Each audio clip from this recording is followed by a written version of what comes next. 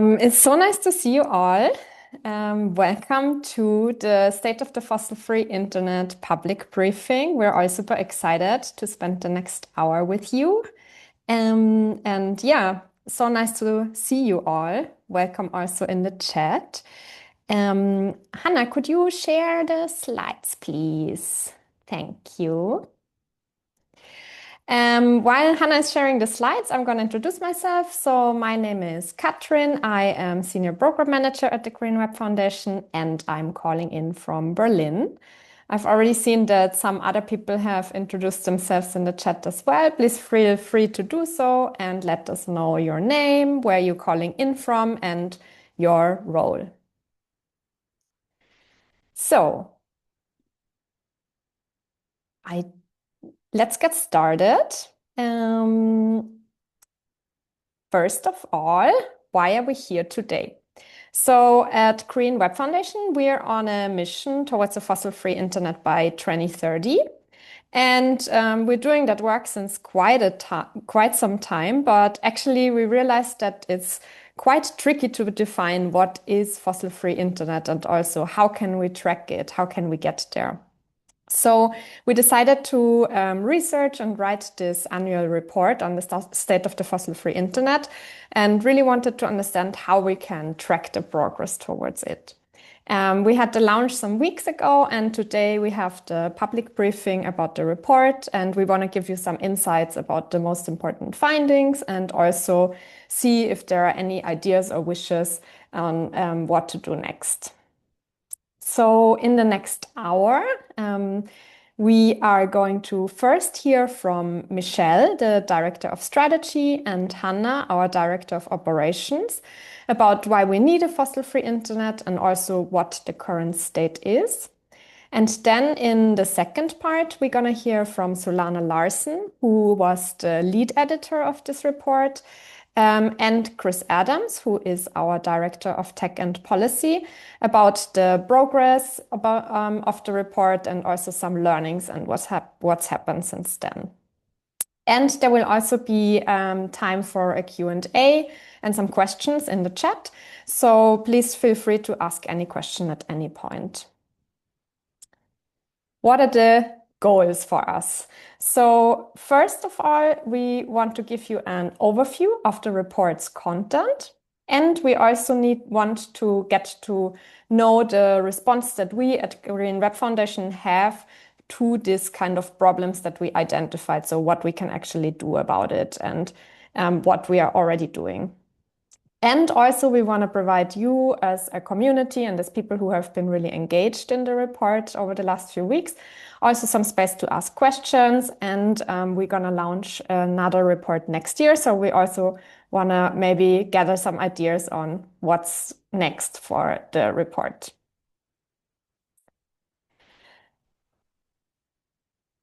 Now we should be at the housekeeping. Yes, awesome. Thank you so much. So first of all, we really want to make this an accessible event. So if you have any questions, can also be very easy questions on, for example, what is fossil fuels at all, then please feel free to put them in the chat. The chat is also a space for networking, so you can also exchange contacts with each other.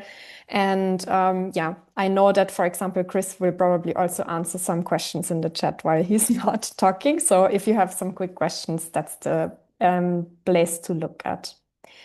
Then obviously we're going to share the slides with you afterwards. And also we're going to download the chat and make sure that all the links that have been shared in the chat are also going to be accessible for you. We're not gonna share any names or anything from the chat, but we're gonna share the resources afterwards. And as you see, we're recording this meeting and we will later upload it to our webpage. You're also obviously welcome to keep your camera off. You're not gonna be recorded, but yeah, as you wish. Also, we hold this event under a code of conduct, specifically the Berlin Code of Conduct. Thanks, Chris, for posting it in the chat. The two TLDR is that we don't want any kind of harassment, we don't want any discrimination, and we want that we are respectful with each other. If you have any problems, send a quick message to Lima or to me, and we're gonna take care of it. And we would love to get some feedback and ideas for the next report. As I've already mentioned, we're gonna give you the link to the feedback form later. Everything is open, obviously, but please cite us. That's the last thing I wanted to share with the housekeeping. And if there are no big questions or needs, now is the moment I would hand over to you, Hannah, and you, Michelle, to give us a little report tour and tell us, what some insights were for you. Yeah, thank you so much, Katrin. Before we dive in, it was lovely to see you all in this call. And many people have wrote that it's sweltering temperatures. We can relate. I don't know, Hannah, how about you? How are you coping with this scorching heat where you are? It's pretty warm here in the UK at the moment. I know that there are lots of you from this part of the world. Here in the UK, we have just smashed through our highest ever recorded May temperatures. And that's not a trophy holding up moment. That's a, oh God, climate change is really here and is really kicking us. Until just this week, the highest temperature recorded in the southeast of the UK was about 32 degrees. It's been recorded at 35 degrees. That's not fractional increases of degrees. That's a whopping great change. And I think climate change is here, and I'm really glad that we're working on this topic, and that you're all here, and that we're talking about this together. It just boggles my mind that we are suffering the impacts of climate change in this way, yet data centers are gobbling up our carbon budget, and we're allowing this to happen. And that's very much the topic of this report. And Michelle, I think you're going to kind of kick us off and talk a little bit more about why this matters. Yes, as we're melting, hopefully you're all able to be in a cool place as we do this tour together. We wanted to walk you through, this first annual report where we talk about the state of a fossil-free internet. We focus this edition on the rise of too many dirty data centers controlled by unaccountable companies. This is an analysis we've shared with a lot of other allies and practitioners and partners. And we wanted to make this offering to help people, make the case in your workplace, in your communities, and have some action that you can take forward alongside it. As Hannah mentioned, and Katrin as well, like we had this dream of a fossil-free internet. And a few years ago, that seemed like progress was within reach, would be a possibility. But now we see companies like Google, Microsoft, Amazon, they made bold climate commitments. And as we'll see later, those companies and other tech companies are part of the problem of actually putting us way off track. And they're polluting more than ever. So today we want to talk about the urgency of this issue, how we can hold those companies to account, and what each of us can do to spark change.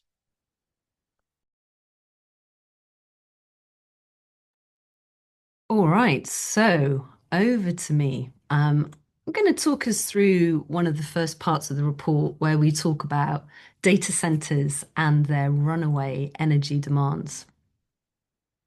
I was going to make sure I can see all my notes because, as my team know, if I don't follow my notes, I massively ad lib and that can be very problematic. So here we go. I can see everything now. All right. So data centers ideally would be using fossil-free energy and would be contributing to a fossil-free internet. When we talk about fossil-free energy, what we're talking about are things like wind, solar, and hydropower. And those are the energy sources that we want to be seeing powering facilities. But regrettably, what we're often seeing is that data centers are choosing to use fossil fuels instead or relying on fossil fuels instead. When we talk about fossil fuels, what we're referring to are things like coal, diesel, oil, and natural gas. And as many of you, I'm sure, are aware, fossil fuels release gases when we're burning them or using them to generate electricity. And it's those gases, which include carbon dioxide, which are the leading driver of climate change.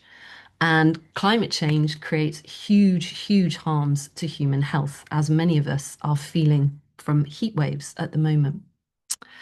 So most often, the fuel that a data center is using is determined by what's available via the local grid, but not always. And for some, it's a matter of choice. But before we talk about that, let's just talk about growth for a moment and the growth of energy demand coming from data centers. More than half of the anticipated growth in energy demand in the US is coming from data centers. That's half of the anticipated growth in energy demand is coming specifically from data centers.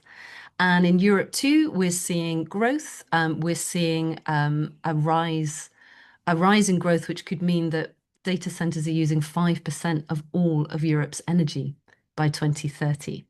It's not just the US and Europe. In India, data center expansions appear to be derailing clean energy commitments, and similar concerns are rising in Malaysia, Mexico, and other countries too. This is unquestionably a global problem that we're facing. Now, one of the things that we enjoyed doing in this report was figuring out how many data centers there are. And the graphic you should see in the screen in front of you shows you a map of what we know. Now, this is from the Data Center Map, a really useful website, and tracks nearly 11,000 large publicly known data centers in 174 countries. These are not all the data centers in the world. It's been actually very difficult to find anywhere that tells us how many there are. And part of the problem of that is around what actually gets counted as a data center. We were just so shocked to find that there is no comprehensive global definition on what a data center is based on size, energy, or other attributes. But what we do know, as I mentioned already, is that the expected growth is immense, and we've been able to find data that shows at least 7,250 new data center projects across the world are planned. So remember, that's a significant increase from where we are at the moment. 2/3 of those 7,000 odd are planned to be in North America, followed by Europe, and Latin America is also seeing a huge growth. Like, it's just totally wild. Michelle, you're going to talk to us now a little bit about the size of individual data centers. I've covered the proliferation of them. Yeah, continuing in the things that are wild, the data center size has been a real game changer. Like, gone are the days when this was a cute like closet or set of servers on a rack. We're talking about data centers like this one you see here, which is a projection of Meta's Hyperion data center, which is soon to be the largest in the world, is about the fifth of the size of Manhattan. It's going to be connected to 3 new gas plants and consume as much power as Los Angeles. We tried to compare them across the world landmarks like Central Park or the pyramids of Giza, just to give you a sense of scale.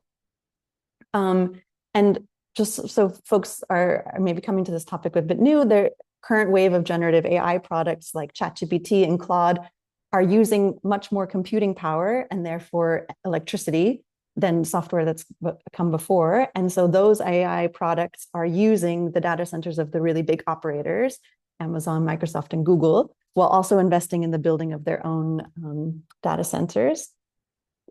These really big data centers are called hyperscale data centers. There's about 1,000 of them in the world, and a lot more being built or planned. And as we mentioned, they consumed enormous amounts of electricity and water, like the size of entire towns and cities. And we see in this kind of rush to cash in on AI that there's putting a huge strain on all of these resources, including electricity grids. And so data centers are building their own fossil fuel generators and power plants. And in places like the US, the government is even compelling them to build their own power plants. Hannah, tell us more why this is a horrible idea. All right. So in this next section, I'm going to cover what we wrote quite a bit of what we wrote in the report, which is how people and planet are deeply impacted by data centers in many, many, many ways. Let's start with the fossil fuels, and we are obviously interested in a fossil-free internet, so it's going to be the lens that we're most interested in. So those people living and working near data centers are the ones that are going to feel the impacts of fossil fuel burning most acutely. I think Michelle mentioned already, data centers are using gas turbines and diesel generators more and more to power themselves in the absence of being able to connect to the grid, or in some cases, as Michelle said, being actually forced to by local governments. And gas turbines and diesel generators release very, very toxic emissions that are provably linked to high rates of asthma, heart disease, and cancer. So for those immediately in the vicinity of data centers, this is not a great story, and there's a lot of really, really great research in the States about this. Last year, the US tripled its gas power capacity with data centers cited as a leading cause. So it's not just what the data centers themselves are doing, it's also what is going on in the wider area. The carbon intensity of data centers. So if you haven't heard of the term carbon intensity before, it's basically a proxy for thinking about how clean or dirty energy is. So the carbon intensity of data centers in the US was 48% higher than a national average. And that's because they're consuming so much more fossil fuels. And it's absolutely no coincidence that we see this growth of data centers and we see US greenhouse gas emissions rising by 2.4% in 2025. And that was a rise for the first time in 2 years. And as we all know, our carbon budget is tiny. So we don't want increase. We want things to be going down. In Europe too, plans to ramp up data center capacity means more gas plants are built to provide power. And that's risking us being able to phase out fossil fuels. It's slowing our progress significantly. So we talked a little bit about the direct use of data centers and fossil fuels, either locally on site or via the grid. But we also need to talk about what happens before fossil fuels are burned. The actual process of extracting them from the earth is one of the most unjust and harmful practices on the planet. Once extracted, we know that fossil fuels remain central to geopolitical conflicts and wars because so many nations are relying on imported fuels. Of course, we're seeing this play out in real time right in front of our eyes with the US, Iran, and Israeli conflict playing out right before our eyes. So fossil fuels and data centers are a global issue playing out in local communities everywhere. Let's also remember that regardless of the origin of emissions, everybody suffers from the harms that they cause. And the people most impacted by climate change live in the global south, where there are the fewest data centers. And we can also see very clearly that data centers are inflicting major harm way beyond their immediate footprint through exacerbating climate change. So we've talked a bit about fossil fuels there, but we also know that there are other kinds of impacts. Now, the report did not focus so much on water, so I'll just mention this briefly, but there are countless examples of data centers using water and drying up in drought-affected regions. I've just seen a report come out about Chile in The Guardian just this week as well. And the other big thing that data centers will promise on a local basis are jobs. And what we've seen time and time again is that the jobs that attract these data centers to local areas simply do not materialize. They're not real. So we've got all kinds of harms coming from data centers. And the really sort of worrying thing that we've tried to lay out in this report is that there are so many cases of tech companies flouting environmental regulations and local concerns around jobs or water. And they're working hard to lobby and get fast-track permits, which bypass these essential protections. So all of this data center build out, really, I think we can confidently say is happening in a cloak of secrecy, which data centers are enforcing. And there's just such limited public transparency. over the deals and subsidies. And Michelle, I know you're going to talk a lot more about transparency in a second. But before I pass on to Michelle, I'll just also mention that when we zoom out, another type of harm that we need to be thinking about here are in consideration of the hardware themselves that these data centers are housing. The hardware, we're thinking a lot here about silicon chips, is driving shortages for other more traditional needs like laptops. And the sourcing of the rare raw materials is degrading planet and people's health further through mining, manufacture, and waste disposal. We didn't dive into these too much in this report, but we do dive into these kinds of issues in other places as well. But we really do feel they're important to be touched upon. So, what I want to say in this section is, look, we know that the internet needs data centers, and that's understandable. We're not saying down with all data centers. But what we are saying is that right now, the fact that such an unprecedented level of destruction is taking place, mostly for companies to speculate on AI, we're calling that out and we're saying that's just plain wrong. We also know through work done in conjunction with Beyond Fossil Fuels that in Europe, people polled say they don't want more data centers if they're powered by fossil fuels.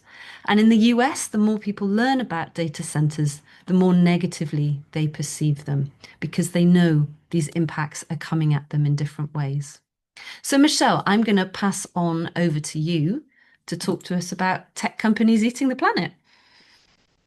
Yeah, I think it's important to name some of the culprits in this construction. So we want to talk about why are fossil fuels so prevalent in this industry? And that's because the tech industry and the fossil fuel industry have a lot of shared interests, let's put it that way. The oil and gas companies are really happy to supply this electricity. It keeps their industry going, especially at the inflated energy demands that data centers have.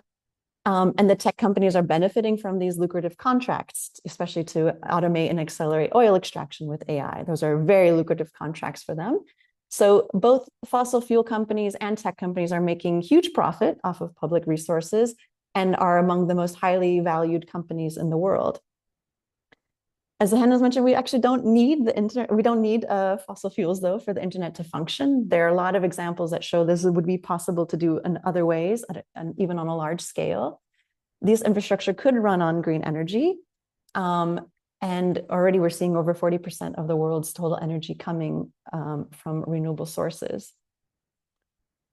We wanted to talk, though, about some of the missed targets that the tech companies are responsible for. So in recent years, Google, Amazon, Microsoft got a lot of public publicity, like a lot of public applause for their climate targets.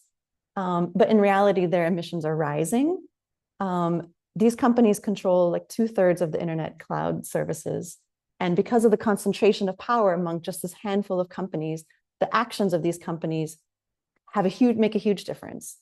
So right now, when they're going in the opposite direction of what the planet needs, this is pretty bad news. So while they are presenting this green image, they're actually quite masking their real harms. And as we said earlier, like since the AI boom, we've really seen the fossil fuel usage outpace how these companies can procure renewable energy. And so that doesn't even come close. They're procuring a renewable energy doesn't even come close to displacing fossil fuels. So I wanted to introduce to first talk about this kind of discrepancy from the climate targets of these companies and where they're actually at in terms of emissions, because we wanted to highlight one of the pieces of, I think that this report contributed to calling out the kind of transparency challenge we're facing. We tried to make a scorecard where we try to collate how scattershot the current corporate reporting is right now. So what we were best able to do was actually just track progress on transparency, again, amongst these three major cloud providers. You can definitely read the report to read a lot more nuance around how these claims were found in the data sources. And Kristen Solano will also talk a little bit more about the scorecard itself. But we thought this was a really helpful visual to bring to the conversation, because we're definitely seeing these companies and their products being pitched as things that will solve the climate crisis or being part of some sort of like green tech false narrative. And we don't yet see compelling evidence that really shows these companies building additional new renewables that are worth this kind of social environmental trade-off. And we're also not seeing them returning on the jobs or the benefits to the local economy. But we do see these companies really involved in like the selective discourse to the public about their use of resources. So we feel like these companies at least owe us accurate data about their energy use and emission at a minimum. And we think that these claims about energy generation should be publicly accessible and independently verifiable. It should not be this hard to get this really critical information. And these decarbonization goals should have concrete interim targets with accountability measures in them. And affected communities should be part of the decision-making. So I would say that's a bit of a tour of the juicy stuff that's been in the report. I think we would want to give you a little bit of a preview of some of the pathways that we wanted to set up a little bit of the problem space, but also talk about what can be done about it. And Chris and Solana will also dig into more of some of the actions people can take. And we also get more into the Q&A. But Hannah, I will hand back to you to take this next section. Thanks, Michelle. All right, folks. Well, I hope we've laid this problem space out clearly for you. As Michelle said, there's lots in the report. We'll talk a bit more about this. Chris and Solana will talk a bit more about this too. In short, what we're saying, the problem is, we're saying that there are too many dirty data centers controlled by unaccountable companies. That's like the one-liner. We wrote all those words just to come out with that one-liner, but there you go. I mean, sometimes that's the process, isn't it? So what do we do about this then? Well, we've identified 3 different pathways, which we see as very interconnected. So I'm going to do my best to kind of talk you through them one at a time, briefly, just to give you a flavor of them. So the first pathway, it goes without saying, but it's amazing within the tech world that we do sometimes forget this part. We have to reduce the energy demand. That is a really, really important pathway. We do not live in a world with an infinite harm-free electricity supply, despite what the pervasive tech bro narrative says. If I see on LinkedIn one more time, AI isn't a problem because energy is going to be abundant, I might scream.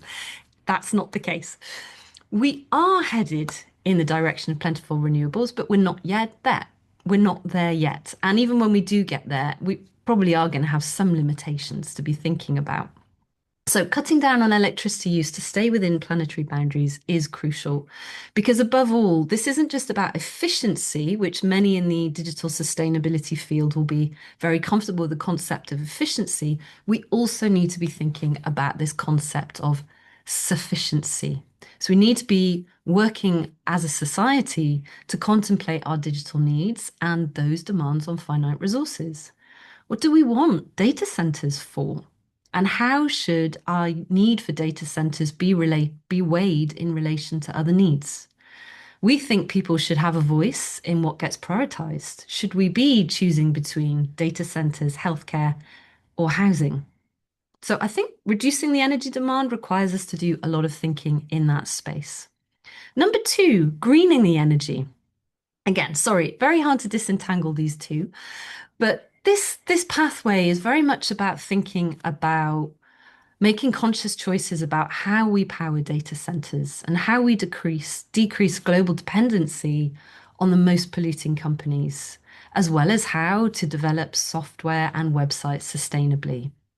We need to be careful of the fact that tech companies have been purchasing a disproportionate share of renewable energy, and tech companies can actually end up driving up prices for everyone, leaving other sectors unable to transition away from fossil fuels. So we need to be mindful about how we green that energy and how we cut ties with fossil fuels, and that we learn from the mistakes of the past and that we actually do it in a just and sustainable way going forwards. So number three was always the one that surprised me in this report, democratizing tech. But I think as you'll have seen throughout this report, that when we speak of a fossil-free internet, it's not just as simple as plugging wind turbines into data centers. We need also to be considering increasing oversight and governance of major tech companies as a huge part of this. And we need to be questioning elected officials who support data center expansions. For the community of people and organizations working on these complex and interrelated issues, a core focus is to pause all data center expansions until there is more accurate and granular data available locally and globally. And we're also looking at calling for moratoriums as well. So it's really important that when we talk about a fossil-free internet, we understand that we want to be working across all three of these things. So please read the report for a lot more detail about these promising pathways to address the core challenges of this moment. We want the outrageous rise in energy demand from data centers, the challenge of greening the internet, and the dominance of the largest tech companies. Okay, so that's Michelle and I's tour of the report. We hope that you found that helpful and that we made sense. I'm going to pass over now to Chris and Michelle to talk a bit about the report in a more conversational style. I think for all of us producing this report, it's been a really, really interesting journey for us, even for those of us in the team that already felt we understood this domain. And we were so pleased to have Solana come and join us, who has deep knowledge about the internet, having been the lead on Mozilla's Internet Health Report. But Solana would say she came to this particular topic on the sustainability of the internet and the fossil-free internet as somewhat of a newbie. And Chris, as many of you will know, is pretty knowledgeable on this stuff. So Solana and Chris had polar opposite levels of expertise in this. So I think they're going to discuss how they brought together those different levels of expertise in producing our report's insights. So Chris, Solana, over to you. Thank you. Thanks, Hannah. Thanks, everybody in the chat, and to the whole Green Web Foundation. Yeah, I'm happy that you mentioned this this brief introduction about being somebody who's knowledgeable about the internet, yet still felt totally perplexed about this topic. And I'm wondering if maybe there are people in the chat that feel in a similar way. Like I thought of myself, I know that I'm a very well-informed person on like internet issues. I read articles about data centers and follow your work. And yet, when I started working with you all on the state of the fossil-free internet, I was shocked, first of all, how bad things are, and how much sort of the marketing of big tech companies had gone into my brain and sort of implanted itself. I thought that green energy for data centers and the internet was something that was solved already to a great extent. I thought Amazon was green. I thought Microsoft was green. I thought Google was green. And that was like the first, like the joke was on me feeling working on this report. I mean, the second thing was just the thing that you mentioned before about nobody really having a clear definition of what a data center even is. You know, when we're talking about data centers at this large scale or as a global issue, like how much the whole topic is a bit clouded and confused. And so when we're trying to think about as individuals, as an organization, but also as a movement of people who are trying to change things, how do we communicate about this clearly? And how do we not make the topic seem so overwhelming that people just get frozen and don't know what to do?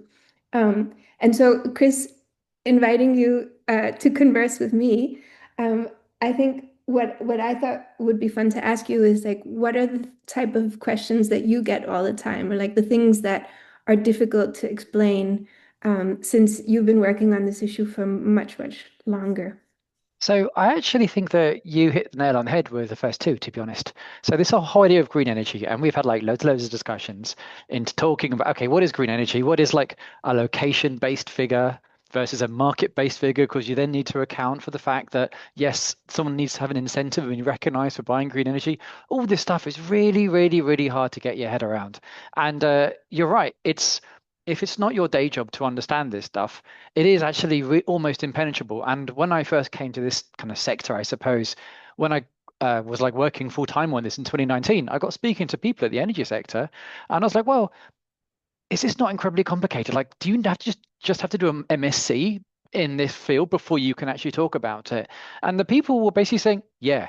I was like, oh, well, that doesn't make it very easy for people to have a conversation about this. So we've when we talk about things like, say, green energy or carbon intensity or stuff like that, there's a degree of complexity which is just really, really difficult to get away from. And that's partly why we ended up actually showing some of the numbers in ways which kind of reflect, yes, there may be organizations purchasing green energy, but that's not really how the grid actually works. And it's still possible basically to be buying a bunch of green energy and still to be increasing the environmental impact of your organization. Because for most of us, we think, oh, well, I heard about Google. They're those lovely people who have all these solar panels next to data centers, so I don't need to worry about it. And like, there's a very good reason why that's actually like, well, you're going to have that kind of message. So if you're feeling a little bit kind of out your depth, I mean, it's kind of by design and it's not your fault, but it's also kind of on us to actually be prepared if we're professionals to learn how to engage in some of this. And that's why we published this report, and actually why we try to keep it relatively short without diving too deeply into this, because there are so many rabbit holes that we had to just like decide not to, whose depths we decided not to plumb. The Yeah. other thing about Solana, you said about is for the data centers thing about, okay, what's a data center? What counts as this? You're right. This is one thing that is really was also quite difficult to get your head around. And even the laws right now, only now are we seeing figures showing that people are starting to get a definition of what counts as a data center at this size or so on. And like we've had laws in Europe now which basically say this is a small data center, like 0.5 megawatt of power. And according to EU law, like a big data center is 10 megawatts of power, which is, for context, that's on the order of tens of thousands of homes, right? And when you talk about like the Hyperion data center, that's multiple gigawatts. So that's hundreds of times the size. So this gives you an idea of just like how poorly understood this is at the moment. When you've got like, even when people try to make laws about this, they are so far away from what we're seeing kind of built and deployed right now. And like, I think this is the other thing that maybe as a techie and like for someone who's kind of tech adjacent or isn't, if not a coder, but enjoys digital, is like, I think it's okay to like enjoy technology and also think this is a bit much, because you can come away with this idea thinking that, oh, in order for me to agree with this, I must be automatically against everything to do with technology. Like, no, that's not the case. But we also can't be entirely uncritical about it. So yeah, I think those are the two things, Solana, that I'd kind of riff on based on what you said there, because you're not alone, basically. Yeah. And then looking at, sourcing data. So we had something, we counted them, right? But there's something like 140 different sources that went into the making of the report. And from the beginning, we were thinking, well, let's compile data, let's make some data visuals, let's show some different things, and let's use some of the Green Web Foundation's own data to kind of illustrate this problem. And what struck me as a newcomer to the issue is how much, like both looking at civil society sources and looking at industry sources, how many gaping holes there are in the knowledge that there is, and how many of the really important resources and investigative journalism pieces are done by community organizations, civil society, underfunded, kind of scrappy outfits, or people trying to figure out how to use satellite images to figure out where the data centers are and what's going on, or sharing information across borders about how they're dealing with governments, or stopping data centers, or figuring out how much water they use. So much of it is completely intransparent. And I wonder, because I wanted you to have an opportunity also to talk about the green web checks. And because I came in sort of naively and said, well, you have this great service where people can check if their data centers are green or not. Like maybe we can use that and show something about, is the internet green or not? Or, maybe there's something else that we can use that shows how the companies are reporting, how not reporting. I mean, and these conversations are part of what led to that chart that had the 0%, 0%, 0% all over it. We're essentially like trying to figure out how to visualize or tell a story where the data is missing. I mean, it's a chart about something where we lack data. So yeah, tell us about. Yeah. Okay, I can talk about this because there are probably two visualizations. So one of them is like the one we opened with, which is basically people care about this. People are checking this, and we get a lot of traffic from all around the world. People saying, "Am I actually using like?" I guess implicitly is like, can I feel good about using some of these tools? And by certain measures, which have been honestly ones we've had for about 10 years about, a very particular shade of green energy. Yeah, things are, you can say, yes, this passes, this passes. But the thing I need to like kind of be level with you is that when I spoke before about the idea of saying, yes, you kind of do need to understand like there's a whole stack beneath this tech stack that we work with that you need to kind of learn to engage with.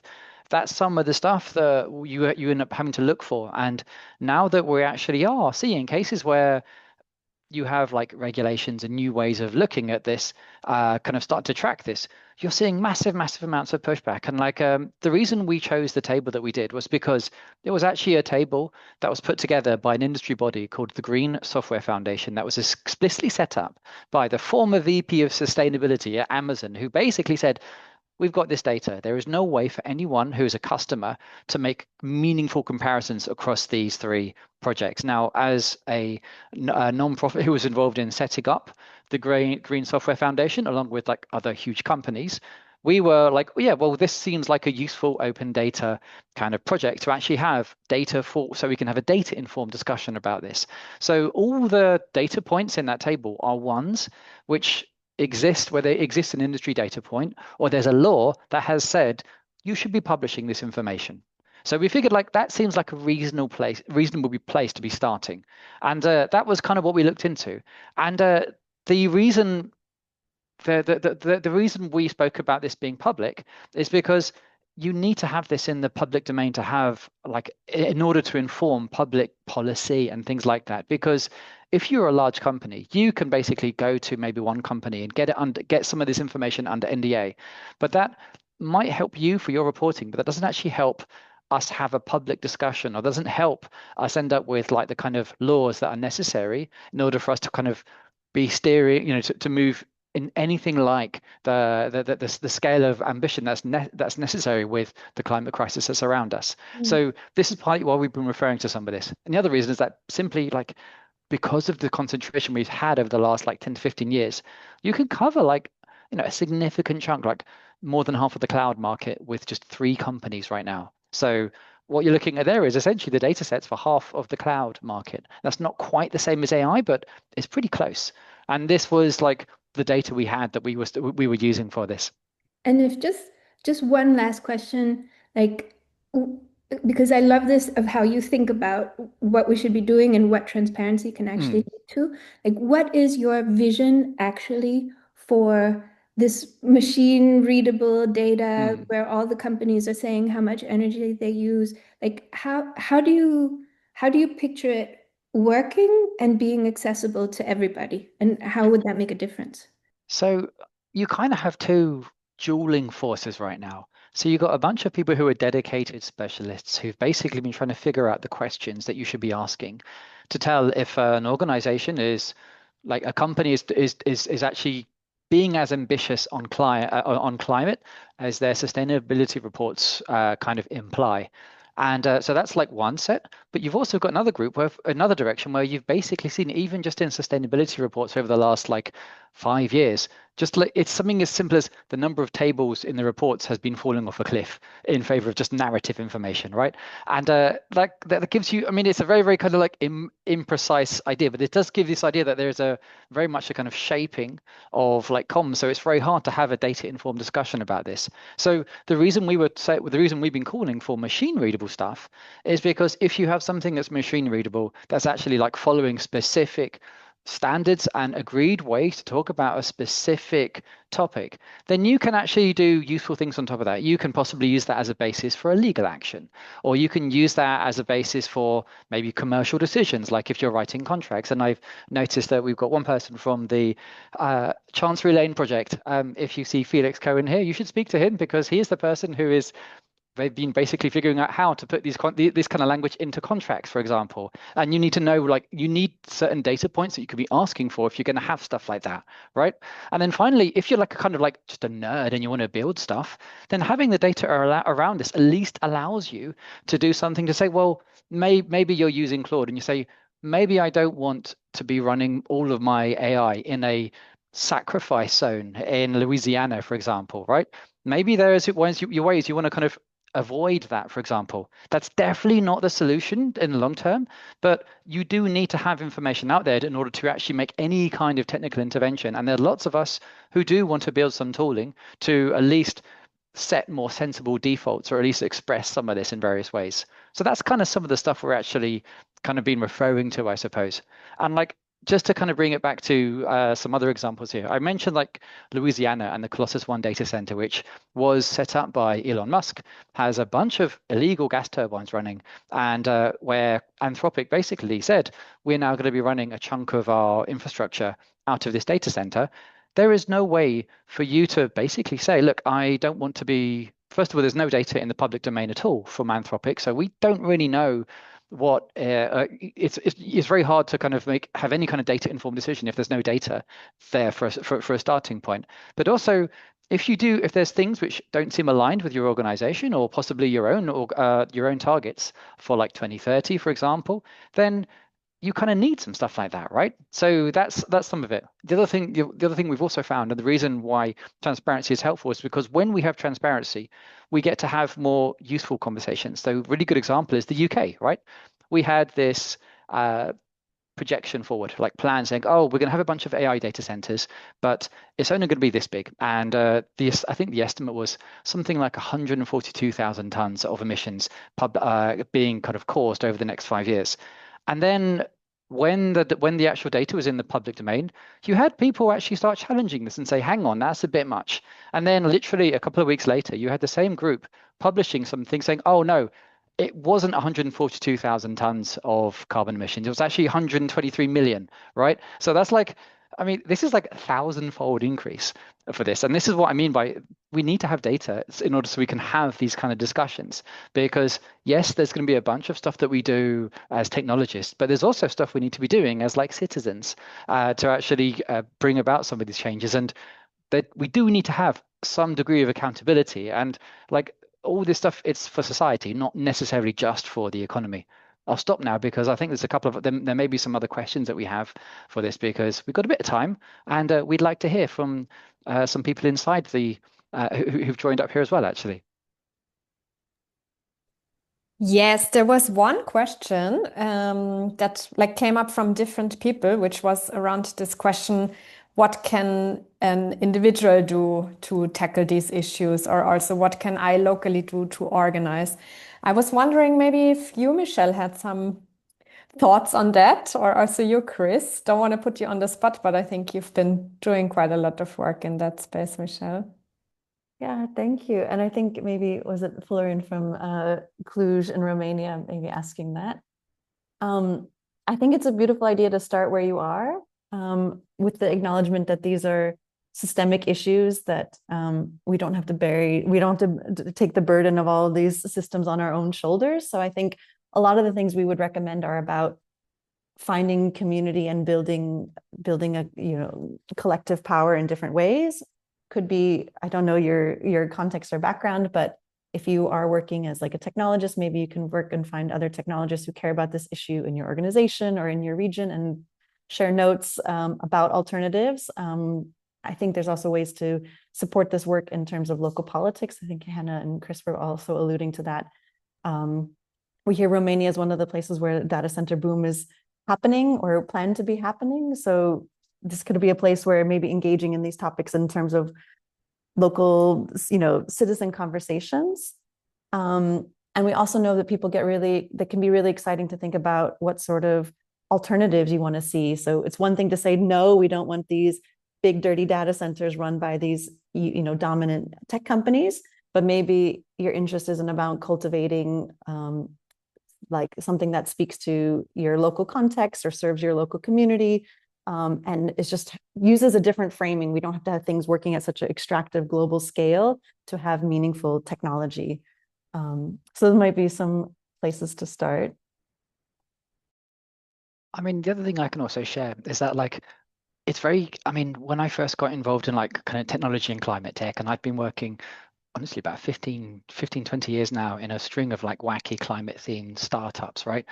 there are things you can do as a developer or as a designer or as a technologist, but there's also things you can do as like a citizen. And when I talk about that, I mean, I'm in my 40s now, and only now did I actually kind of go to an action with a bunch of organizations who have previously been really active on climate and said, hey, this data center thing, maybe we should be doing something around that. And I literally joined a bunch of people. So I was in the UK once. I was on the inside.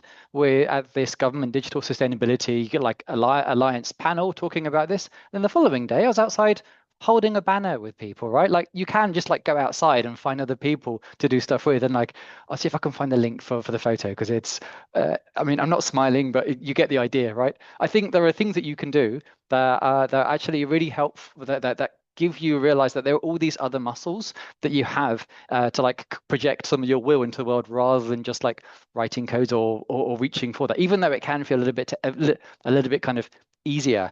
I mean, the other thing to do is like I think that's probably one of the big ones I'd actually suggest. Like there are things you can do to be involved in how like policies get made at a technical level and stuff like that. And there are groups like say Climate Action Tech where people do actually try and figure this stuff out. And if you look around, you also find like working groups where they think about like procurement as a lever, because not every company has to be automatically accountable to shareholders. For example, governments don't necessarily need to do this.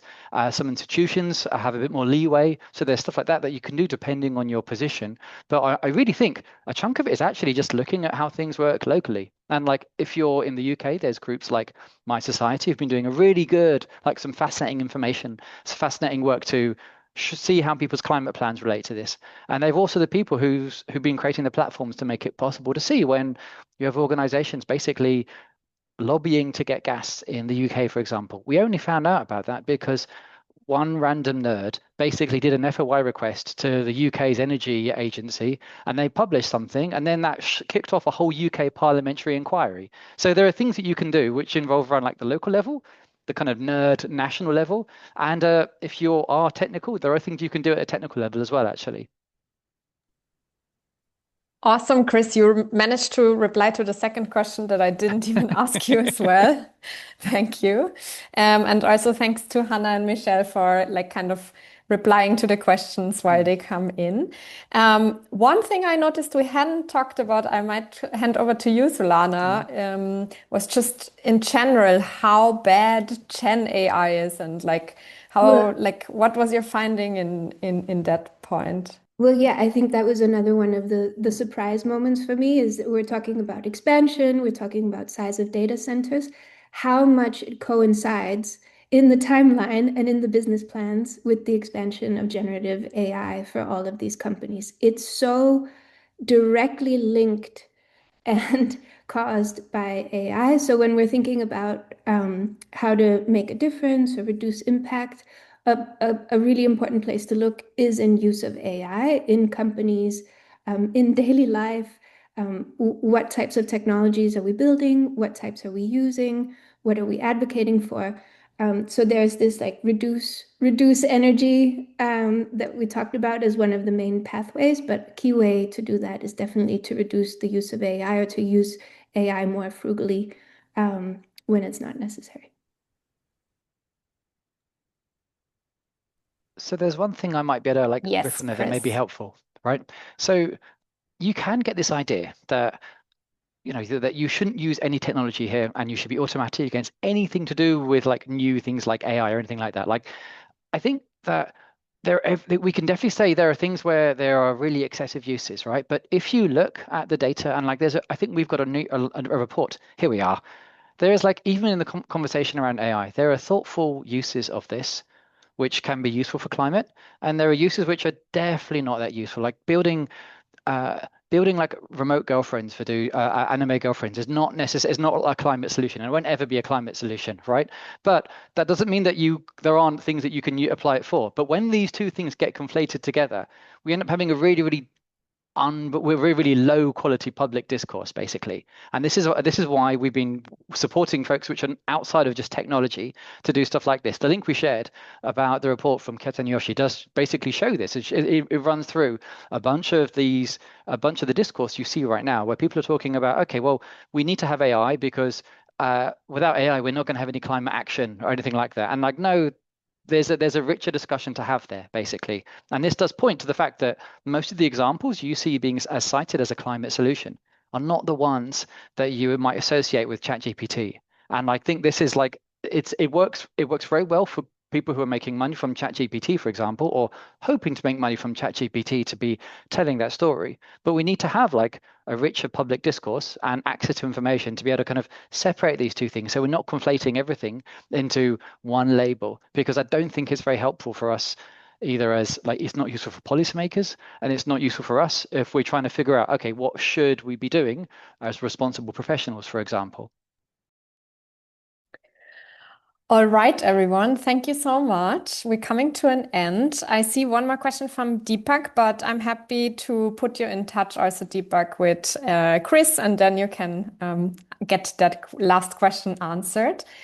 Thanks so much for coming, everyone. We would love to get your feedback. And yeah, Lima has already posted the link to the feedback form. And we would also love to learn what kind of ideas you have or wishes you have if we will write or when we will write the report next year.